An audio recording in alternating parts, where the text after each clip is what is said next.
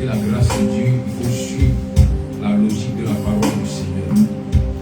Et pour moi, en ce matin, en ce mois de mars qui débute, David dit dans le psaume 116 à partir du verset 1, il dit: j'aime l'Éternel, car il entend ma voix, mes supplications, car il a penché son oreille vers moi. Et je l'invoquerai toute ma vie. Les liens de la mort m'avaient environné, les angoisses du sépulcre m'avaient saisi. Permettez que je reprenne avec la version hébraïque qui est encore plus claire à mes yeux.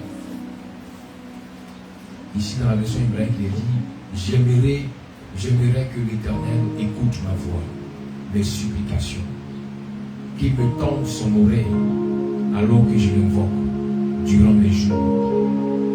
Les liens de la mort m'ont enveloppé et la misère du tombeau m'a saisi. J'ai éprouvé de la détresse et de la douleur, mais j'ai invoqué le nom de l'Éternel.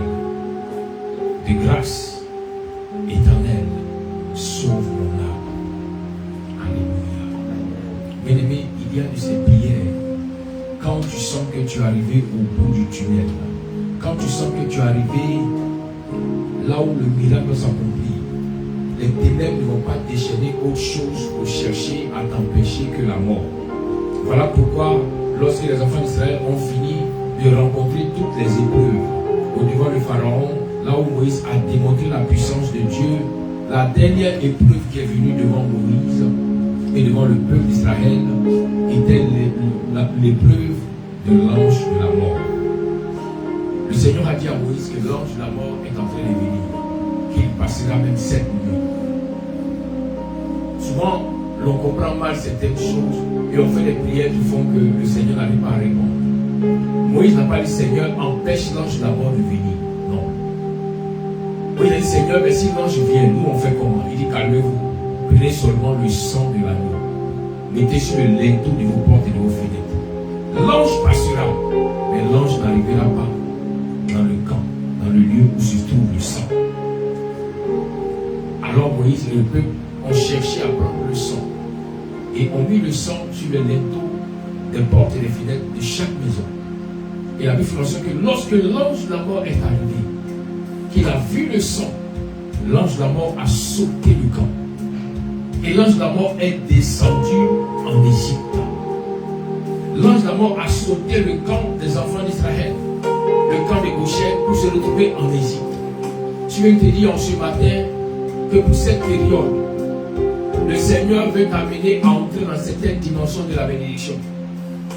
Mais David le dit que les liens de la mort ont enveloppé sa vie. C'est-à-dire que quand on le regarde, il ne voit plus sa vie. C'est l'enveloppe, c'est les liens de la mort qui ont enveloppé sa vie. Il dit même l'angoisse du sépulcre est déjà là, ils ont déjà posé la tombe.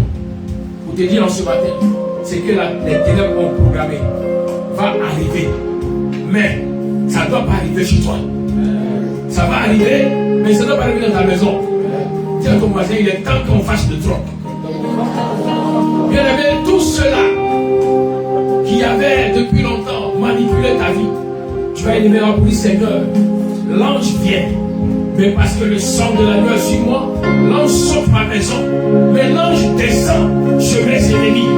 David a dit: 1000 pourront tomber, 10 000, mais toi tu ne seras pas à terre. Et là, on commence à parler au Seigneur.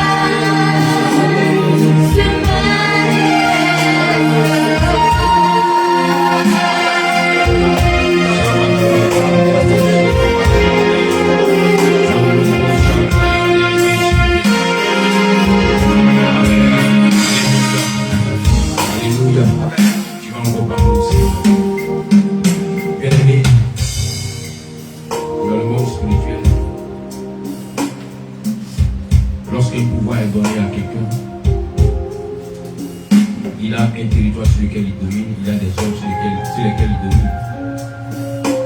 Et quand l'ange de la mort est arrivé à Goshen et qu'il a sauté le camp pour descendre en Égypte, les enfants d'Israël à Goshen ont entendu les cris de pleurs parce que l'ange de la mort est en train de frapper les Égyptiens. Dans chaque maison, l'ange frappait. Et David dit qu'il te dit seulement tu verras la rétribution des méchants. Dis Seigneur que ce troisième mois de l'année 2025, je puisse entendre et voir la rétribution de tous les méchants au nom puissant de Yeshua, par le Seigneur.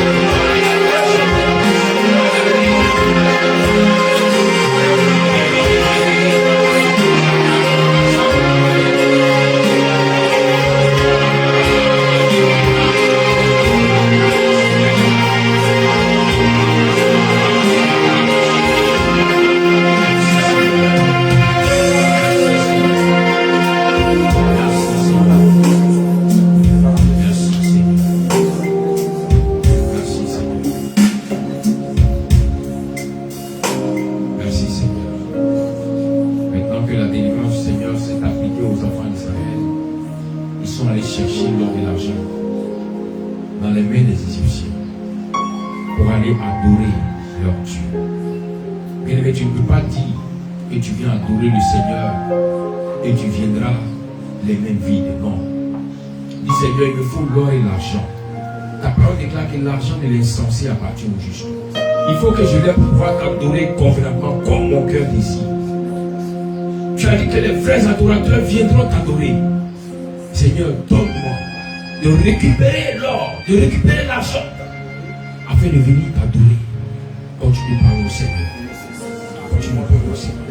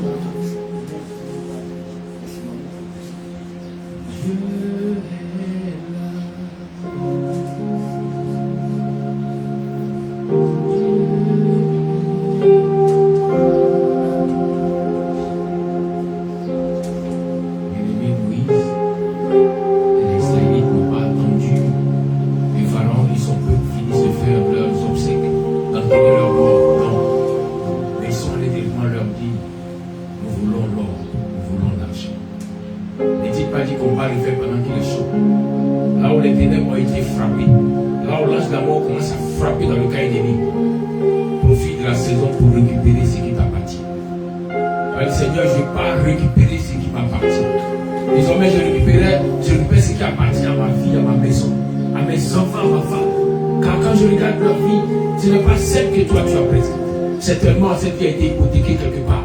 Mais je parle ce jour, par le sang de Jésus, récupérez cela. Par le Seigneur. Par le Seigneur.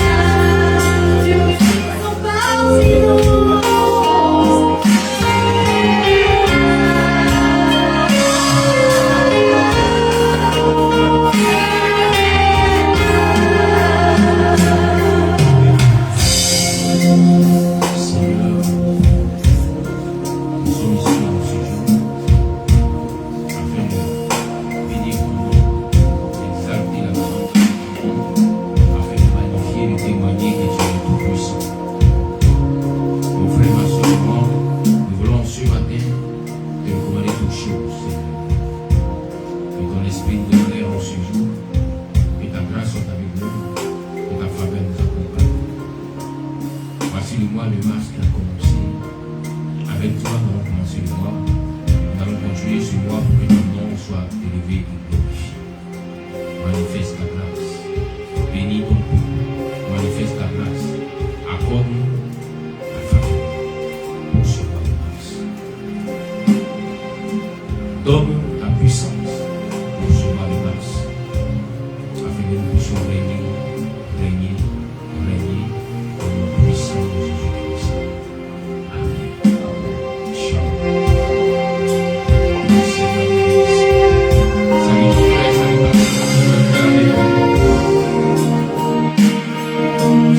ton frère, salut ta soeur.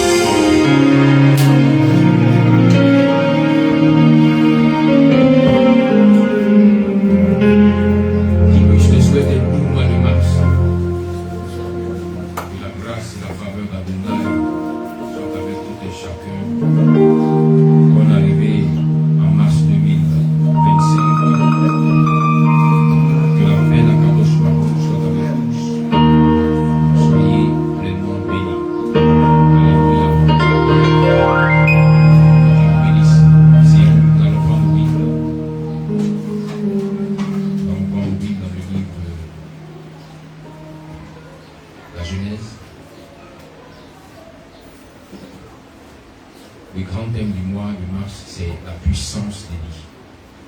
La puissance des lits. Nous devons reconnaître que là où on parle de puissance, on met de côté les sentiments et les émotions. Lorsque Élie a prié pour que le feu descende et que le feu est descendu, il est fait mention, bien aimé, que les 450 prophètes de Baal ont été égorgés. Est-ce que je me suis bien? Ont été égorgés.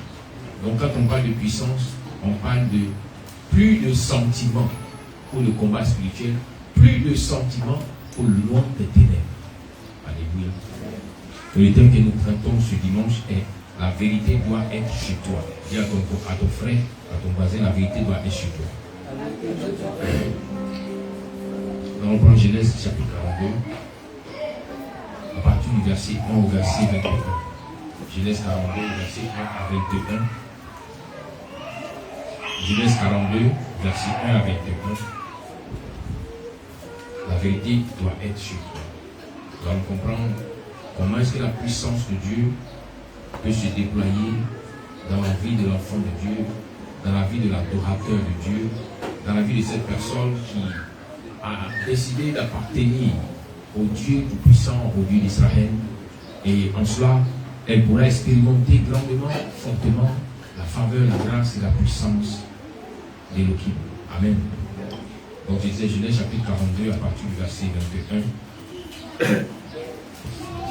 À partir du verset 1 jusqu'au verset 21. On y va. Genèse chapitre 42 à partir du verset 1 au verset 21. Je lis la parole du Seigneur. Jacob, voyant qu'il y avait du blé en Égypte, dit à ses fils: pourquoi vous regardez vous les uns les autres? Il dit: voici, j'apprends qu'il y a du blé en Égypte. Descendez-y pour nous en acheter là, afin que nous vivions et que nous ne mourions pas. 10 frères de Joseph descendirent en Égypte pour acheter du blé. Jacob n'envoya point avec eux Benjamin, frère de Joseph, dans la crainte qu'il ne lui arrivera quelque malheur. Les fils d'Israël vinrent pour acheter du blé, au milieu de ceux qui venaient aussi, car la famine était dans le pays de Canaan. Joseph commandait dans le pays, c'est lui qui vendait du blé à tout le peuple du pays. Les frères de Joseph vinrent, et se prosternèrent devant lui la face contre terre. Joseph vit ses frères et les reconnut, mais il feignit d'être un étranger pour eux. Il leur parla durement et leur dit: d'où venez-vous? Il répondit: du pays de Canaan, pour acheter des vivres. Joseph reconnut ses frères, mais eux ne le connurent point. Joseph se souvint des songes qu'il avait eus à leur sujet et leur dit: vous êtes des espions, c'est pour observer les lieux faibles du pays que vous êtes venus.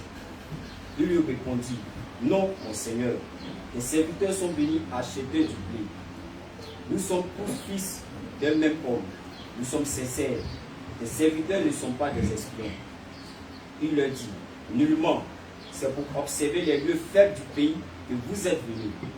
Il répondit, nous, tes serviteurs, sommes 12 frères, fils d'un même homme au pays de Canaan.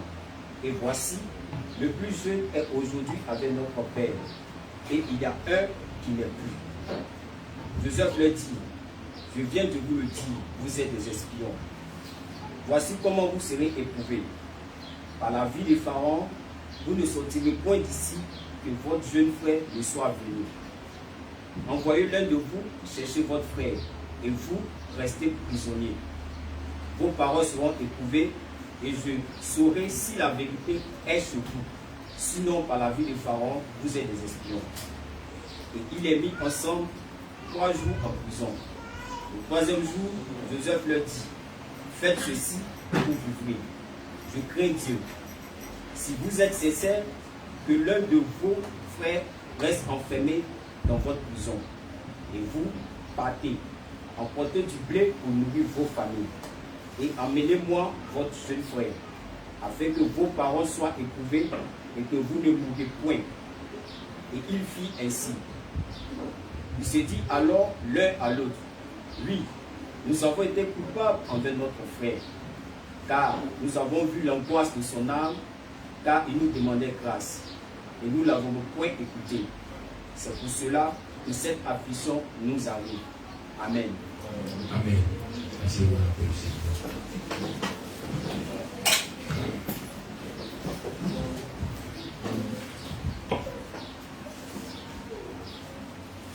La vérité doit être chez toi. Et c'est ce que nous allons chercher à comprendre ce matin. À la grâce de Dieu.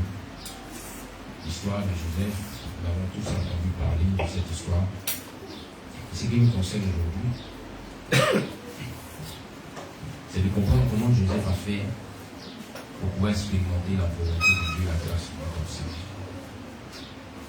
Pour mieux comprendre cela, lorsque nous allons dans les chapitres qui précèdent, nous voyons que Genèse chapitre 37, versets 2 à 3, là-bas il est fait mention d'un état de fait, d'un comportement, d'une attitude que Joseph a eu. Lorsque nous lisons à partir du verset 2 du chapitre 37 de la Genèse, il dit, voici la postérité de Jacob, Joseph âgé de 17 ans, faisait paître le troupeau avec ses frères. Cet enfant était auprès des fils de Bilha et des fils de Zilpa, femme de son père. Et Joseph rapportait à leur père leurs mauvais propos. Israël aimait Joseph plus que tous ses fils, plus que tous ses autres fils, parce qu'il avait eu dans sa vieillesse, et il lui fit une tunique de plusieurs couleurs. Amen. Nous voyons ici, bien aimés, voici d'où était le problème de Joseph avec ses frères. Il est fait mention dans ce chapitre que Joseph avait eu une habitude de dévoiler les secrets, de dévoiler les mauvais comportements de ses frères vis-à-vis de son père. Quand il arrivait chez son père, il lui disait comment est-ce que ses frères parlaient mal du père. Parce qu'ici on parle de mauvais propos. Donc, les gens qui parlent mal de leurs parents ne pourront pas recevoir la bénédiction qui vient de leurs parents.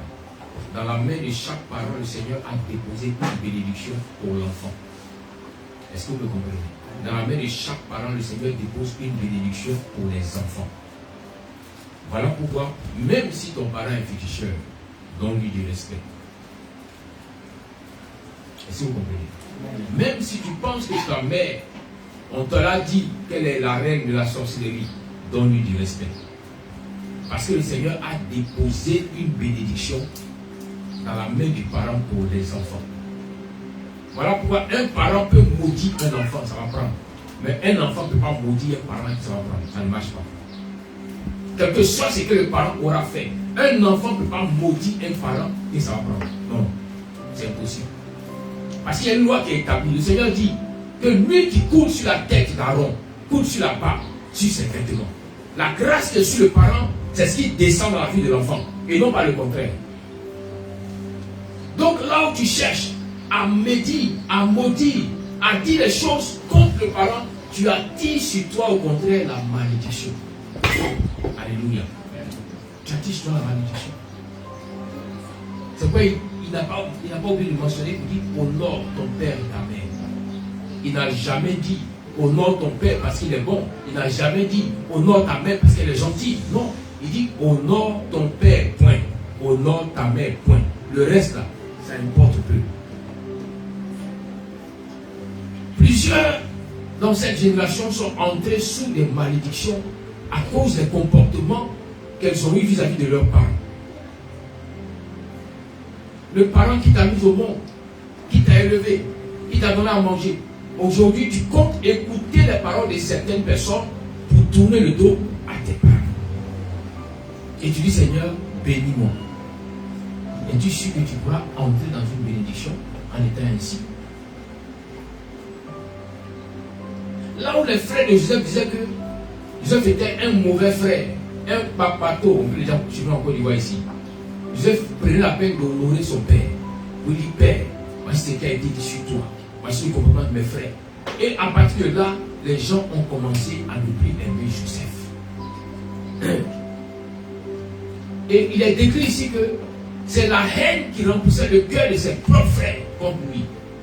Ce n'est pas une simple colère, la haine. Ils l'ont haï comme s'il était un ennemi.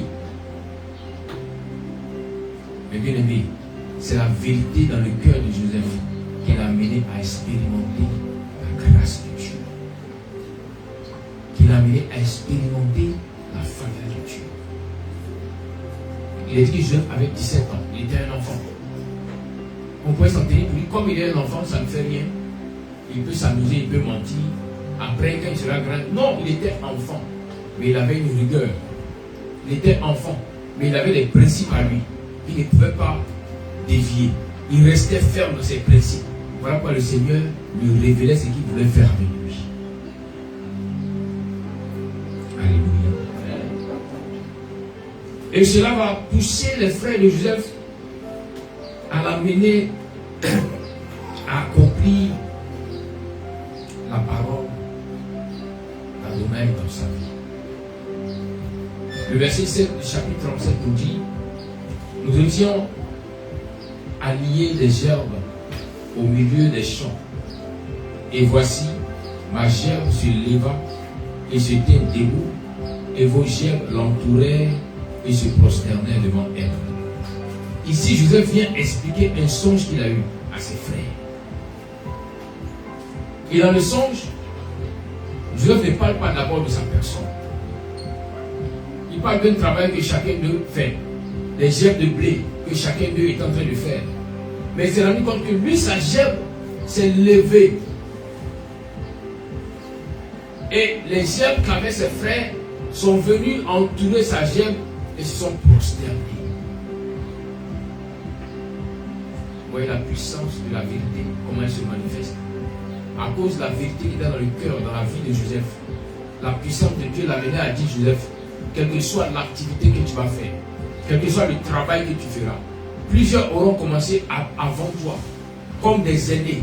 Mais retiens une chose, quand toi tu commenceras à prendre soin de ces gerbes-là, quand tu commenceras à les lier, ta gerbe va se lever au-dessus de toutes les autres gerbes. Et les autres gerbes viendront entourer ta gerbe et vous se prosterner devant ta gerbe. Pour dire en ce matin à une personne que le commerce que tu fais, que le travail que tu fais, même si tu as trouvé des doyens avant toi, des gens qui ont commencé à faire ce travail avant que toi tu ne sois né, parce que la vérité de Dieu est dans ta vie, alors l'Esprit d'Adonai se pose sur toi et il élève ton travail.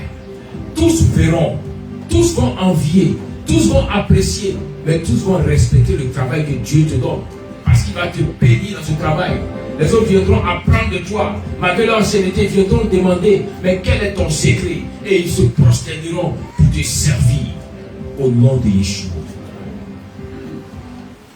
Et la Bible dit que plus Joseph disait ces choses à ses frères, qu'il a activé encore plus de haine, plus de jalousie, plus de méchanceté. Joseph était cette personne qui n'était pas aimée à cause de la vérité. Souvent, le fait que tu me dis la vérité en tout temps, tu seras beaucoup combattu par plusieurs. Mais que cela ne t'empêche pas de continuer de dire la vérité. La vérité, c'est le nom de Dieu. Car en hébreu, il est dit que la vérité est appelée Emet. Emet, c'est le nom de Dieu. Ça vous dit que la vérité, c'est Dieu lui-même. À chaque fois qu'une personne dira la vérité, même si pendant qu'elle dit la vérité, elle souffre, elle est en train de s'aimer une portion de la divinité en elle.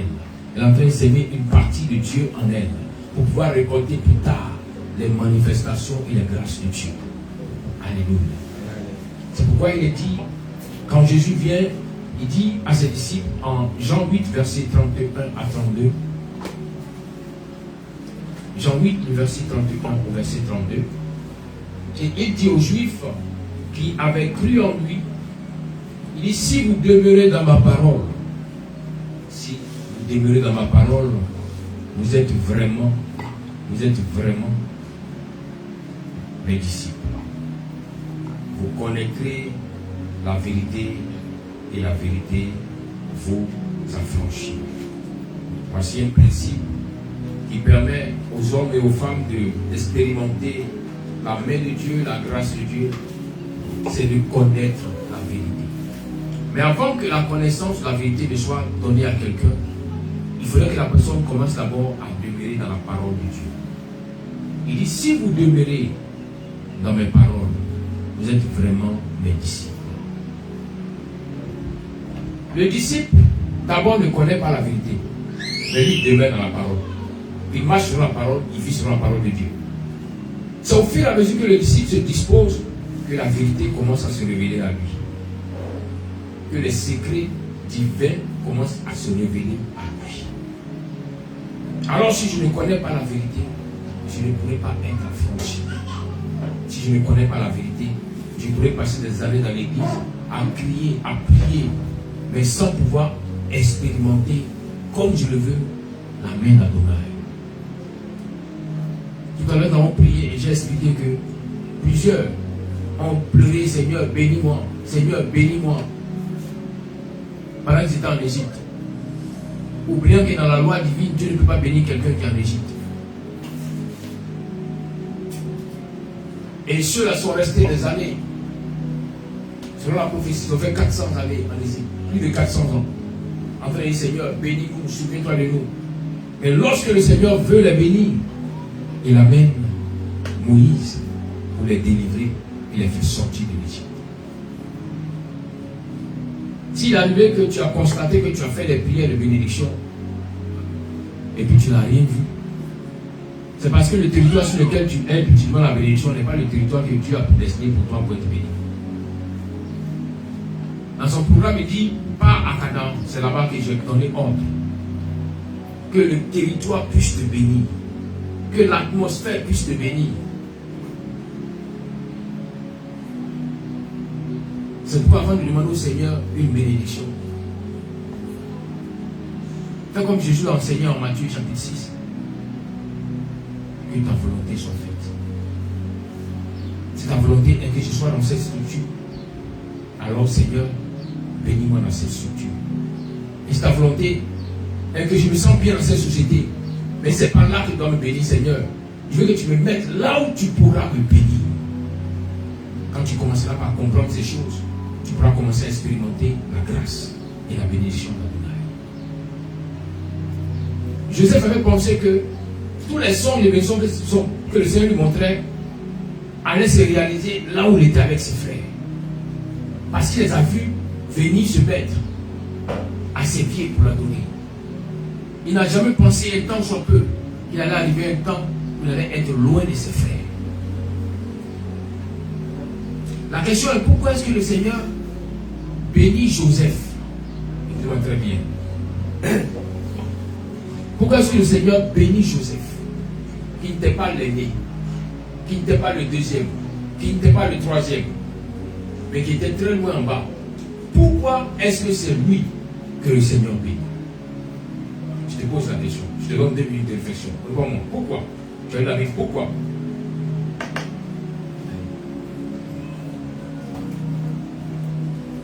Réfléchis un peu. Pourquoi? Oui.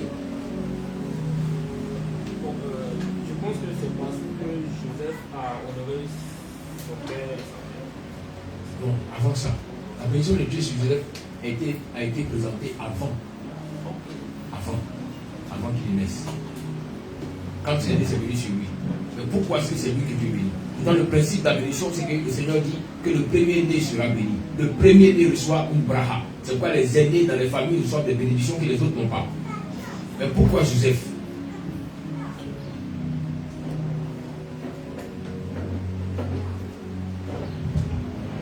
On y va? Oui. Moi, je pense que c'est parce que Ruben était le premier-né à désigner son père. Comment? Ruben était le premier-né à désigner son père en couchant avec la prophétie de Non, son c'est pas ça. Il y a autre chose, ça n'est pas cela. Ah, mais la prophétesse dit quoi? Elle ne parle pas.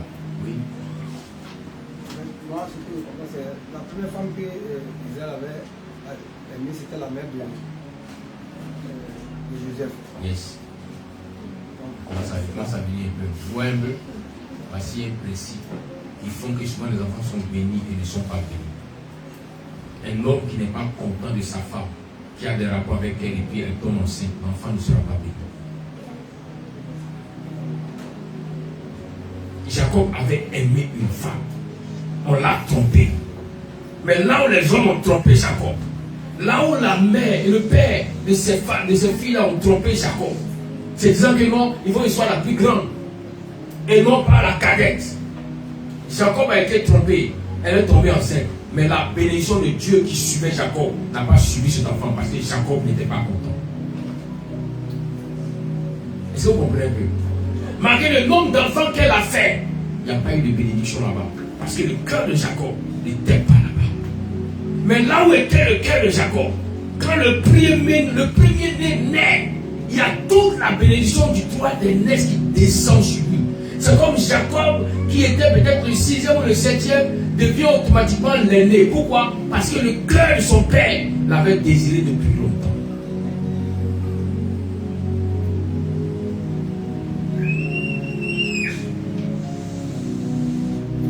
Après, souvent, les autres sont étonnés. Moi, je suis le plus grand de la famille. Je n'ai pas une bonne situation. Mais regarde ma petite soeur. C'est même qui est la dernière. Regarde cette situation. Seigneur, est-ce que c'est normal?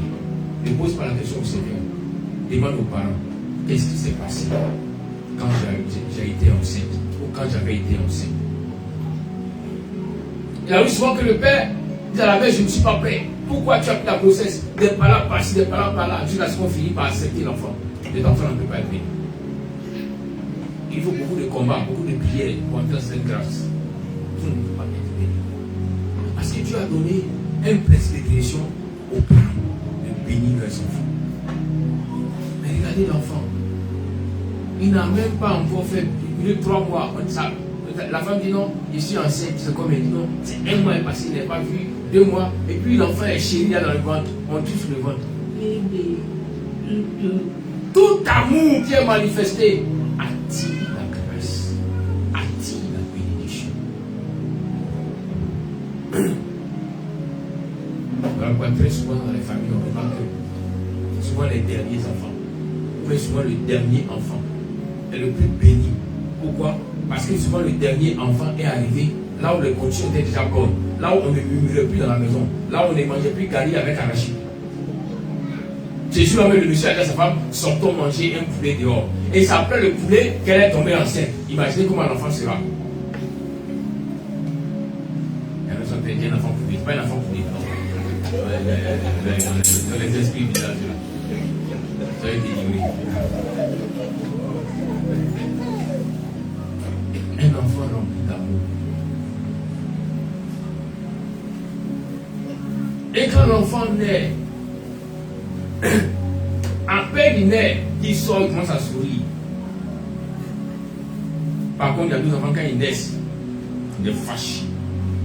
Parce qu'il a senti que même sa venue était un problème. Pendant son évolution, les coups de poing, les coups de tête, qui était dans la maison contre lui. Sa mère était toujours en train de pleurer. Et il arrive souvent les jeunes femmes aujourd'hui qui ne comprennent pas les principes. Souvent elles pleurent dans leur grossesse et puis elles laissent les larmes tomber sur le ventre. Oh, elles sont en train d'attirer l'amertume sur la vie de l'enfant. La souffrance. Ce sont les choses qu'on ne fait pas.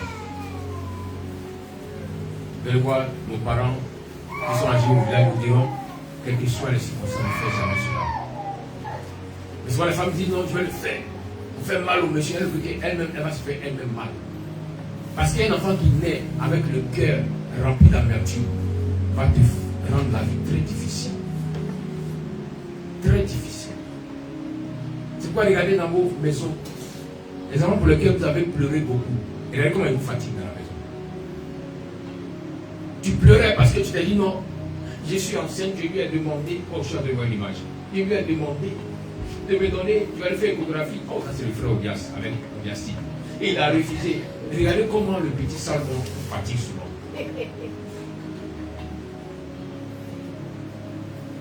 Amen. Amen. Ah, il y a quelqu'un qui fait le bilan pour lui. Regardez les chats pour lui dire.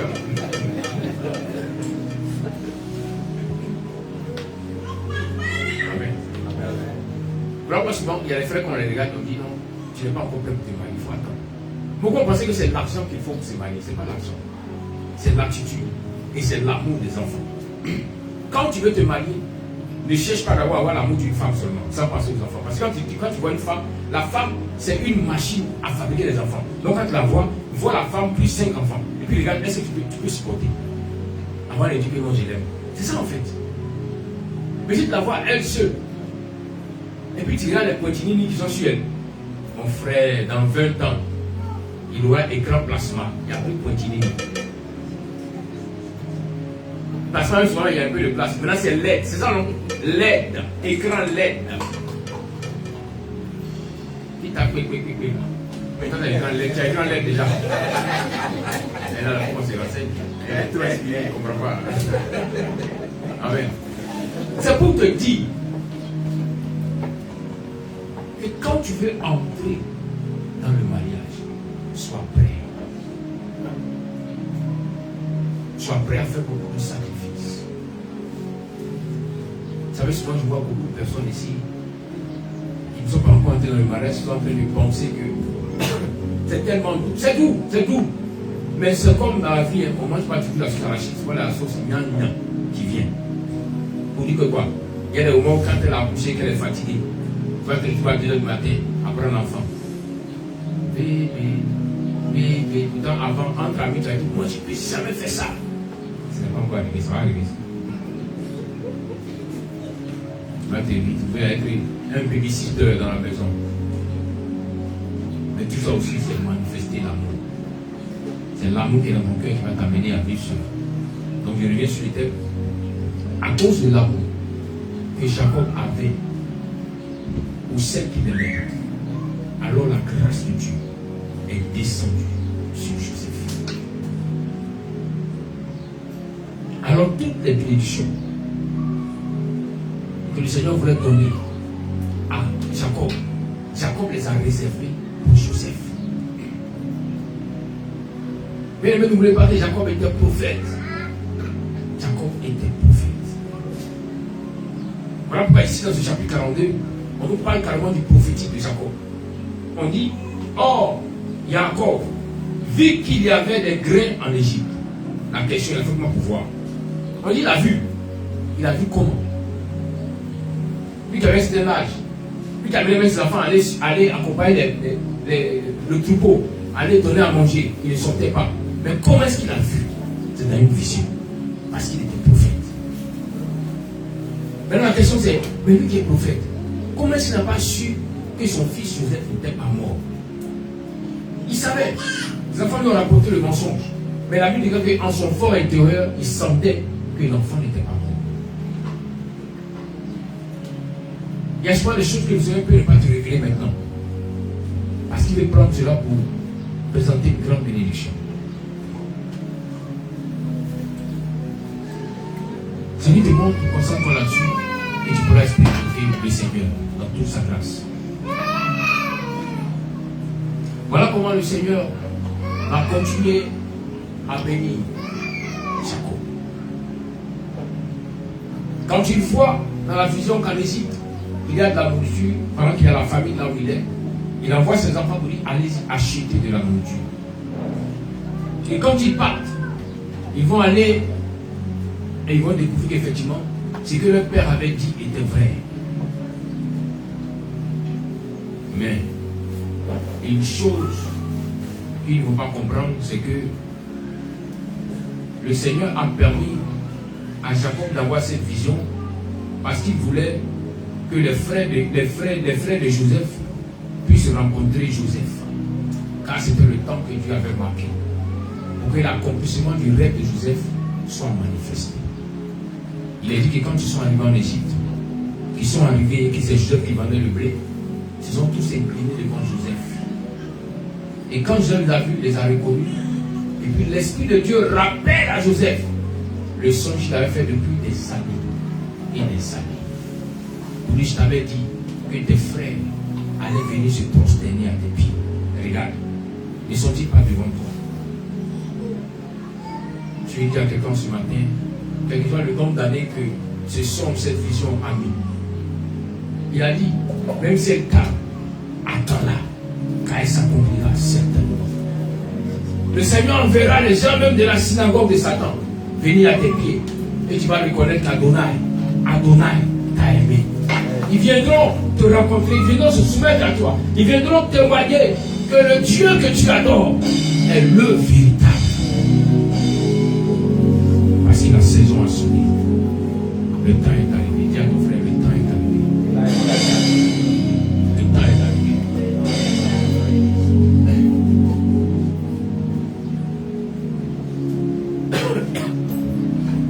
Alléluia.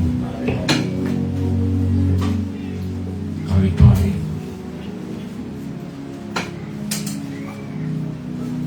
ni rien ni personne ne peut empêcher la volonté du Seigneur de s'accomplir.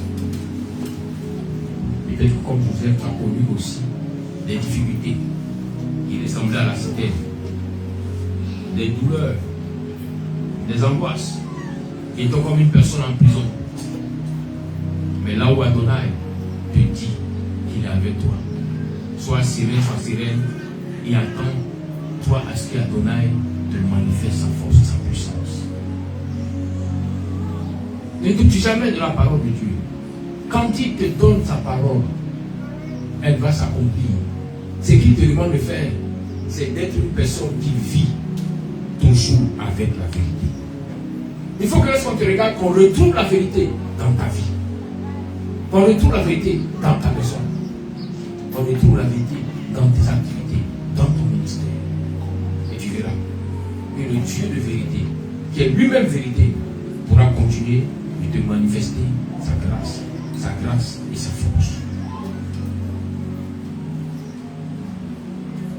Et lorsque nous poursuivrons, toujours Genèse chapitre 37, verset 8, il dit, ses frères lui disent, est-ce que tu régneras sur nous? Est-ce que tu nous gouverneras? Et il le haït encore davantage à cause de ses songes et à cause de ses paroles. Quelqu'un posait une question de savoir, mais je ne sais pas pourquoi est-ce que les gens ne m'aiment pas dans la famille.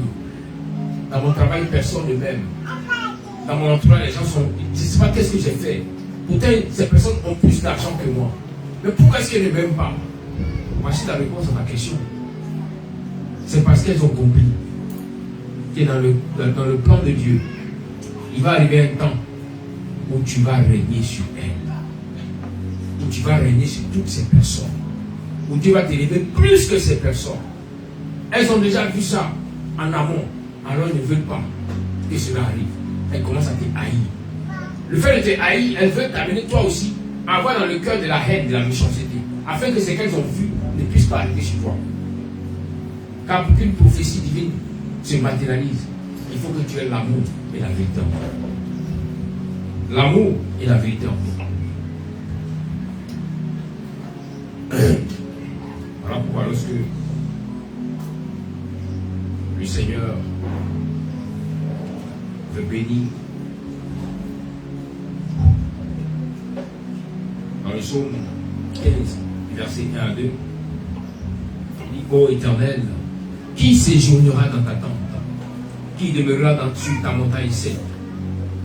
Celui qui marche dans l'intégrité, qui pratique la justice et qui dit la vérité selon son cœur. Voici cette personne qui peut expérimenter Adonai. Cette personne peut expérimenter la puissance de Dieu dans sa vie. Parce qu'elle marche selon la vérité. Elle marche dans l'intégrité, elle pratique la justice et elle dit la vérité selon son cœur. La vérité de Joseph a permis à ses frères de ne pas l'aimer, mais ça n'a pas empêché à ce que le Seigneur puisse l'aimer. Il est mieux pour toi, bien aimé, de demeurer dans la vérité afin de vivre la volonté du Seigneur. Tes amis, tes collègues pourront ne pas t'aimer, mais si l'Éternel t'aime, c'est l'essentiel. C'est l'essentiel. Car c'est lui qui te mettra au sommet des sommets. Parce qu'il est le roi des rois. Apprends à marcher dans la vérité. Apprends à vivre selon la vérité. Et tu pourras expérimenter des bénédictions qui pourront même te surprendre comme Joseph l'a expérimenté. Il était vrai malgré les circonstances. Il a été vrai dans la citerne. Il a été vrai en tant qu'esclave. Il a été vrai dans la maison de ce maître esclave qui avait nommé comme responsable. Bien-aimé, il a été vrai. Et cette vérité en lui l'a amené à expérimenter la volonté de Dieu qui a fait de lui le premier ministre en Égypte. Je veux que de là où tu es, tu puisses commencer à parler au Seigneur. Oui, Seigneur, je veux que ta vérité, ta grande vérité, soit avec nous. Donne-moi de marcher selon ta vérité. Donne-moi de vivre selon ta vérité. Que je sois une personne intègre, que je sois une personne qui pratique la justice et qui dit la vérité selon son cœur. Par le Seigneur.